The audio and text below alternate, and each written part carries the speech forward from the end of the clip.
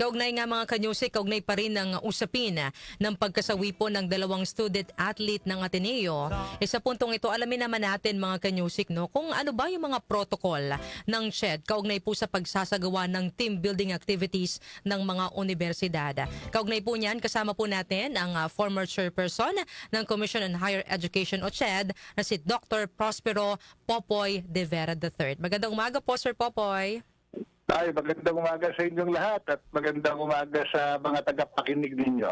Sir, bilang dating namuno po sa SHED, sakop po ba ng SHED ang team building na sinasabing rason po, no, para sa out-of-town activities ng mga player po ng Ateneo? Ano po ba yung protocols ng SHED kaugnay po sa pagsasagawa ng mga team building ng mga universidad? Actually, SHED talaga ang may sakop nito kasi student, no? Student at keyword student. So, Yes. merong tatlong mga regulasyon o batas na under sa jurisdiction ng SHED.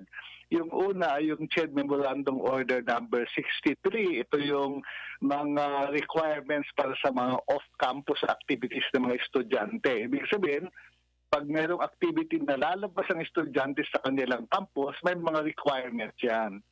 Yung ikalawa ay yung student athlete protection law, no? Ito yung Republic Act 10676 na ipinasa nitong nakaraang taon lang, no? At yung ikatlo ay yung anti-hazing law ng 2018, no? Republic Act number 11053. Yung tatlong yan ay merong coverage tungkol sa mga gawain na may kinalaman sa proteksyon sa mga estudyante, no? So, una, yung CMO 63, pag may activity ang eskwelahan at lalabas sa campus sa mga estudyante, may mga requirements yan sa administration. Unang-una, kailangan yung activity nito ay alam ng namumuno ng eskwelahan, alam ng mga magulang, merong written consent yung mga magulang, ma-insure sa mga estudyante, alam ng LGU kung saan sila pupunta yung kanilang gagawin, at merong supervision ang mga namumuno ng mga dean o athletic director sa activity ito, no? Pag yan nalabag, merong penalties yan, no? Kailangan din yan merong medical clearance sa mga estudyante na kaya nila yung ipapagawa sa kanila. Yung sa hazing naman, pagka merong activity ang isang organisasyon, isang fraternity, isang grupo ng mga estudyante na gagawin na may kinalaman sa physical trial, mga rituals, etc., kailangan niya alam ng pamantasan, merong written application submitted sa eskwelahan ahead of the activity. Merong representatives yung organisasyon o yung samahang ito at merong nagbabantay sa kanila at hindi pwedeng isubject ang mga estudyante sa mga pagpapahirap, hindi lang mga suntok o yung pagpalo, kundi physical and mental na parusa sa mga estudyante hindi pwedeng gawin. At pag may paglabag dyan, merong kriminal at administratibong mga penalties dito. Sa initial information po kasi na nakarating po sa ina ng biktima na si Rene Baterbonia, nabanggit po niya na hindi daw po nasabi ng universidad kung ano daw po yung gagawin ng mga player doon po sa team building po sa Aurora. No, dapat nabanggit niyo na Sir Prospero na dapat detalyado, no, yung magiging nature ng team building. Dito po ba sa nangyaring ito, posible po bang magkaroon ng pananagutan yung Ateneo sakaling totoo nga na hindi nila na-relay sa magulang kung ano ba yung nature ng magiging team building? Actually, may mga naparusahan na dyan dati. No? Yung dating Pangulo ng Bulacan State University, si President De Jesus, ay na-dismiss ng ombudsman at inakyat niyang kaso niya hanggang Sir Popoy?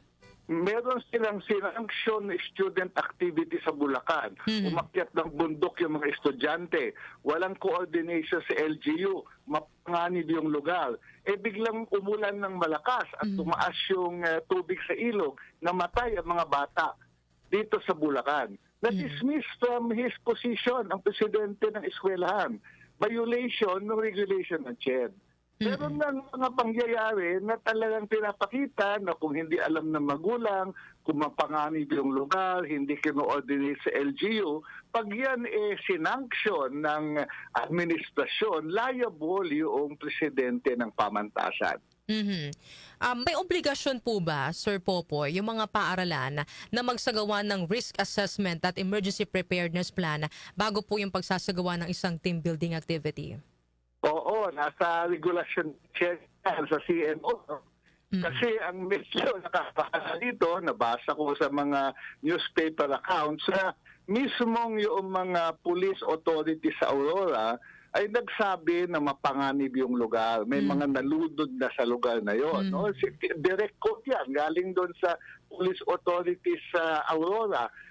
Sinabi din ni Mike Nieto, yung dating basketball player ng Ateneo, na yung bootcamp na yan dati, nung panahon niya, meron daw isang player na isinalba dahil muntik malunod.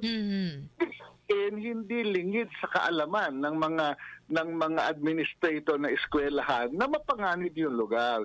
Dapat pag organize sa activity, nagko-coordinate sa LGU. Kaya kailangan ng coordination sa LGU dahil alam sa local kung yung kondisyon doon sa lugar ay mga estudyante. Kung mag-organize ka ng isang activity, kailangan naka-assess lahat. Sir Popoy? Tawagan natin ulit, no?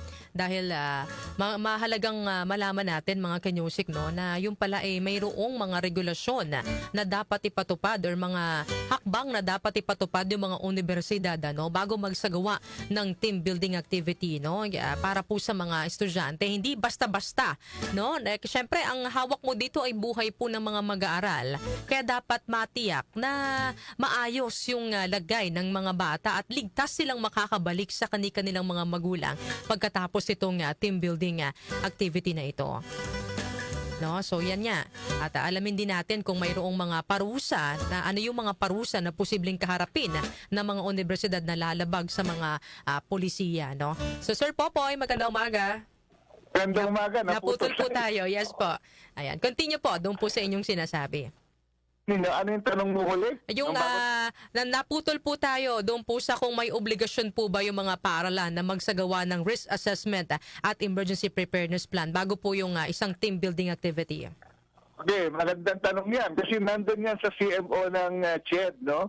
Na kailangan mag-coordinate sa LGU para makita yung risk. Dahil mas alam sa local kung ano yung kalagayan ng lugar, no? Kasi nabasa ko sa newspaper accounts na mismo yung police authorities ng Aurora nagsabi na mapanganib yung lugar at meron na daw nalunod nitong nakaraang panahon.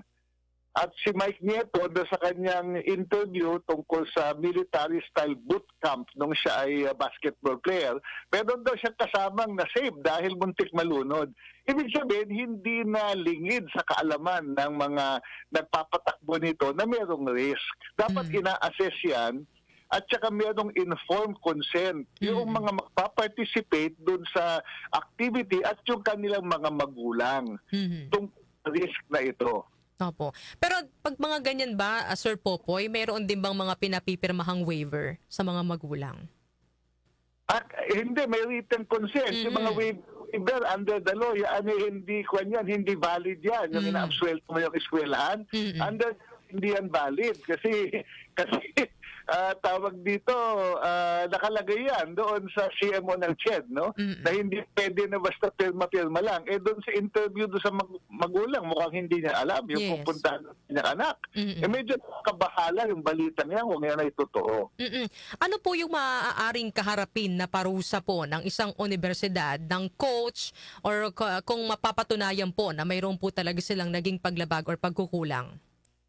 Depende yan doon sa investigasyon ng pulis, investigasyon ng CHED. Kaya nga sa aking palagay, panahon na para investigahan niya ng mas malalim. No? Hindi lang sa konteksto ng posibleng violation ng CMO 16, kundi even possible violation ng anti-hazing law. So yung penalty, depende kung ano ang makikitang pagkukulang.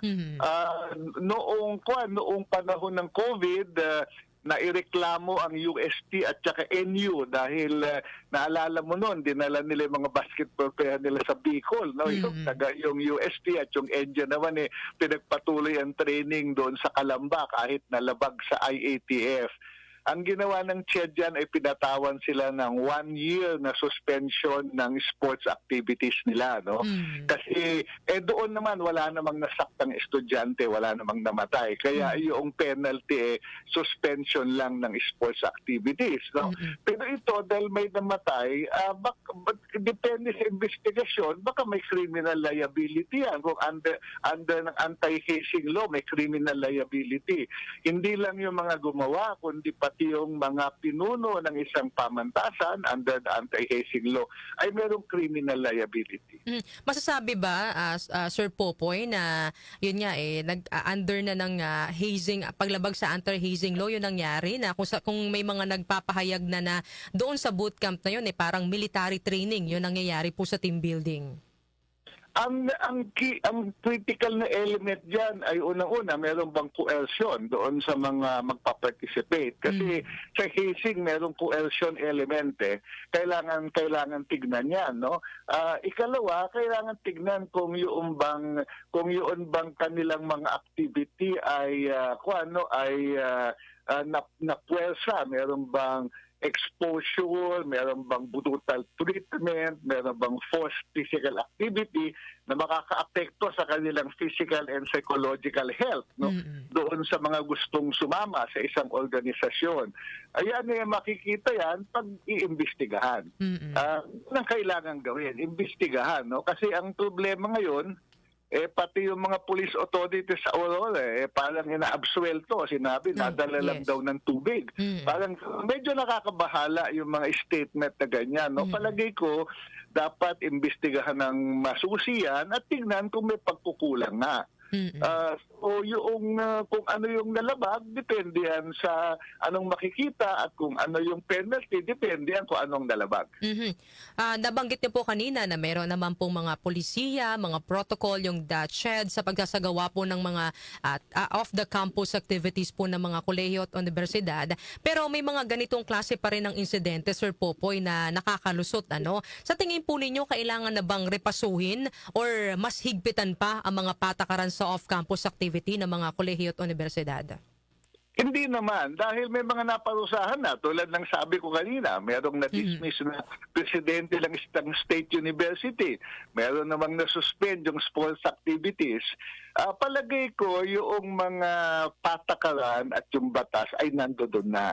Yung implementasyon nito ang kailangan paigtingin, kailangan palakasin ng monitoring ng komisyon, ng iba pang ahensya ng pamahalaan, at kailangang maintindihan ng mga pinuno, ang mga administrator ng mga pamantasan, na oras na ang magulang ay ibinigay sa iyo, sa iyong pangangalaga ang kanilang mga anak. Responsibilidad mo ang kanilang buhay. Yes. I think yun ang importante, no? Kasi ngayon parang naisasantabi. Medyo masakit sa loob na makita na yung magulang para makarating sa Manila at makita ang labi ng kanyang anak ay iba pa ang nagpamasahe, ang nagbigay ng pamasahe, at pagpunta niya dito ay yung pang mga tawag dito, mga leader doon sa agusan. Medyo hindi magandang tignan, no? At galing sa napakahirap na pamilya itong bata at tinitingnan niyang basketball bilang paraan para maiangat sa kahirapan yung kanyang pamilya. Kailangan maintindihan ng ating mga namumuno ng mga pamantasan na mabigat na responsibilidad ang kanilang hinahawakan pag tinanggap nila ang isang estudyante. Dahil pag nawala yan sa magulang, wala nang magawa yung magulang, hindi niya maproteksyonan. Ang inaasahan na lang niya ay yung eskwelahan ang mag-aaruga sa kanyang anak. So pag Sir Popoy?